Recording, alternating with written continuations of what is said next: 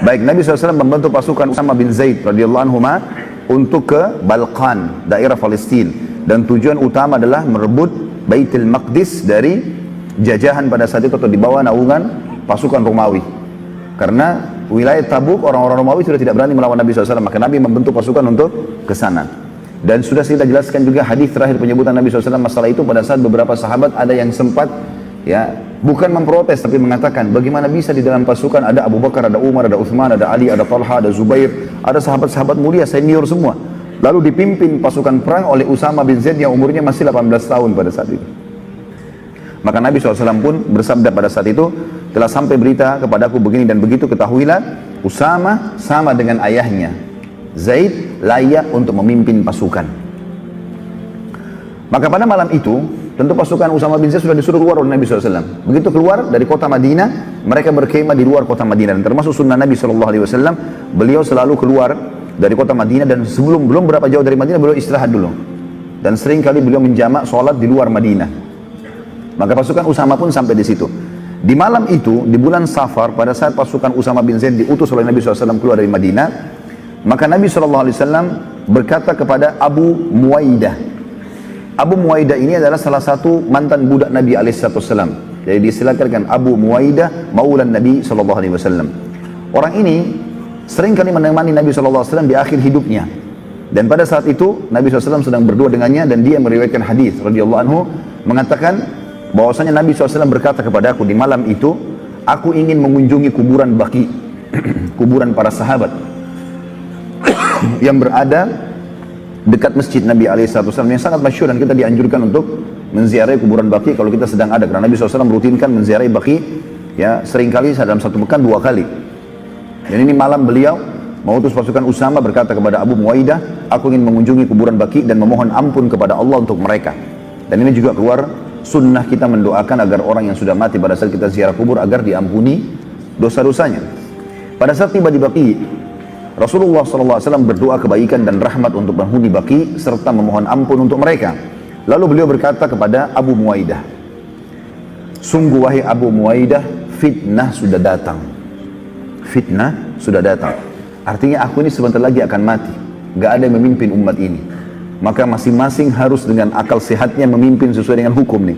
Fitnah telah datang. Riwayat lain, Nabi SAW naik ke atas sebuah batu lalu mengatakan, sungguh aku diperlihatkan fitnah berada di pintu-pintu rumah kalian di setiap rumah di Madinah. Lalu Nabi SAW menghadap ke arah kuburan Baqi seraya berkata, sungguh kegembiraan buat kalian, syukur kalian mati gitu, lebih dulu, karena fitnah telah datang. Artinya kalau kalian tidak meninggal, kemudian kalian hadapi fitnah-fitnah ini, seperti kasus terjadi fitnah pembunuhan Uthman bin Affan, nanti pembunuhan Ali bin Abi Thalib, gitu kan, terjadinya peperangan-peperangan di antara para sahabat, ada fitnah, gitu. Maka berita gembira buat kalian, karena fitnah telah datang. Kalian sudah mendahului masalah itu. Lalu beliau berkata lagi kepada Abu Muwaidah, wahai Abu Muwaidah, sungguh aku telah diberi pilihan, aku menguasai seluruh bumi dan perbendaharaannya. Lalu aku masuk surga dengan aku menemui Tuhanku dan aku masuk surga. Ini pilihan yang luar biasa. Artinya Nabi SAW dikasih pilihan pada malam itu. Jibril AS turun di Baqi dan berkata, Tuhanmu hai Muhammad memberikan kepadamu kesempatan untuk hidup sampai hari kiamat, kekal. Mati nanti tapi hari kiamat.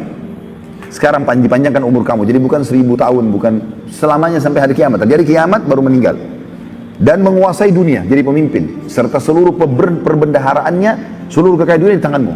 Kamu raja, gak ada lagi yang bisa mengalahkan. Dikasih pilihan, dan kalau mati masuk surga. Jadi dunia dan akhirat didapatkan. Dan sekarang kamu meninggal, lalu kamu akan bertemu dengan Tuhanmu dan masuk surga. Kata Nabi SAW, sungguh wahai Abu Muwaidah, aku telah diberikan pilihan oleh Tuhanku Allah untuk memimpin bumi ini dan seluruh perbendaharaannya. Dan aku nanti masuk surga kalau aku meninggal, dengan aku bertemu dengan Tuhanku meninggal sekarang, dan aku masuk surga.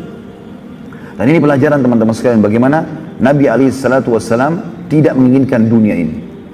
Beliau dijanjikan akan jadi raja, menguasai seluruh dunia dan hidup panjang umurnya, memimpin umat ini pun, kemudian juga mati masuk surga. Dan meninggal lalu bertemu dengan Allah. Maka Nabi SAW memilih untuk meninggal.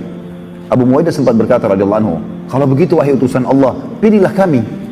Jangan anda meninggal, biarkan anda memimpin kami. Maka Nabi SAW menjawab, tidak wahai Abu Muwaidah, tidak sama sekali. tetapi aku mendahulukan pertemuan dengan Tuhanku dan surga. Ya. Jadi Nabi SAW mendahulukan akhirat. Ini pelajaran buat kita sebagai seorang muslim. Seorang muslim tidak perlu takut mati. Dia memang malah menunggu kematian, karena kematian pintu menuju kepada kehidupan abadinya. Jadi jangan terbalik ikhwan dan akhwat sekalian, rahimani rahimakumullah. Karena kita kebanyakan terbawa dengan arus cinta dunia, ketakutan kalau kita meninggal. Enggak, meninggal itu adalah pintu menuju kepada kehidupan abadi. Mati awal segalanya bagi setiap muslim. Ya, dan dia bukan akhir segalanya. Banyak orang menganggap kalau meninggal berarti akhir segalanya. Tidak, justru awal segalanya, karena akan abadi. Dan dia akan mendapatkan amal-amal soleh yang sudah pernah dilakukan. Ya, dia juga akan mendapatkan janji-janji Allah dan hidup abadi. Bertemu dengan Nabi SAW, bertemu dengan orang-orang soleh sebelum kita, bertemu dengan para malaikat, ya, melihat Tuhannya, Allah Azza wa Jalla. Dan itu harus melalui proses kematian dulu. Gak mungkin tidak. Kecuali kalau dia orang muslim, orang kafir, musyrik, ataupun orang munafik. Termasuk orang fasik, kalau banyak maksiat juga ini bermasalah buat dia, tapi dia masih bisa selamat nanti setelah dibersihkan dosa-dosanya di neraka.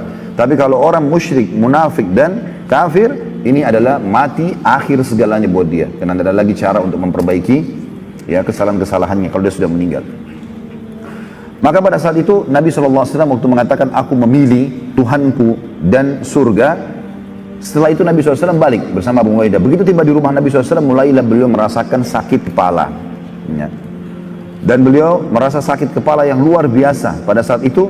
Dan waktu masuk ke dalam rumah, dalam hadis Bukhari Muslim dijelaskan, maka Nabi SAW begitu masuk mengucapkan salam di rumah Aisyah radhiyallahu anha. Aisyah pertama sekali melihat Nabi mengatakan, kepalaku sakit ya Rasulullah. Maka kata Nabi SAW, tidak wahai Aisyah, aku yang sebenarnya sedang sakit kepala. Ya. Maka Aisyah berkata, wahai utusan Allah, apakah anda juga merasakan sakit sebagaimana kami merasakannya? Kata Nabi SAW, iya. Bahkan kami, kalangan para nabi, merasakan 2 kali lipat dari apa yang dirasakan oleh 2 laki-laki di antara kalian. Jadi kalau misalnya demam kita itu 40 derajat itu sudah sangat panas. Maka Nabi SAW 80. Gitu kan? Jadi double dari penyakit itu. Dalam sebuah riwayat Bukhari, pernah ada seorang sahabat datang mengunjungi Nabi SAW di hari sakitnya beliau, lalu memegang dahi Nabi SAW karena panasnya. Maka dia mengatakan, aku tidak mampu untuk memegang dahi Nabi SAW karena panasnya. Lalu aku mengatakan, ya Rasulullah, sungguh anda telah ditimpa demam yang tidak normal, tidak biasanya, sangat luar biasa, seperti api panasnya. Nah, kata Nabi SAW, benar, karena kami akan diberikan cobaan 2 kali dari yang diberikan cobaan kepada kalian, para nabi-nabi maksudnya. Lalu sahabat itu bertanya, ya Rasulullah, bagaimana dengan, apakah itu berarti anda dapat double pahala juga? Kata Nabi SAW, iya, ya, kami akan mendapatkan itu. Lalu sahabat ini bertanya, ya Rasulullah, lalu siapakah ya orang yang paling berat cobaannya? Kata Nabi SAW, para nabi-nabi. Lalu datang orang-orang beriman yang mendekati iman para nabi, lalu seterusnya seperti itu. Maka cobaan akan datang sesuai dengan kadar keimanan seseorang.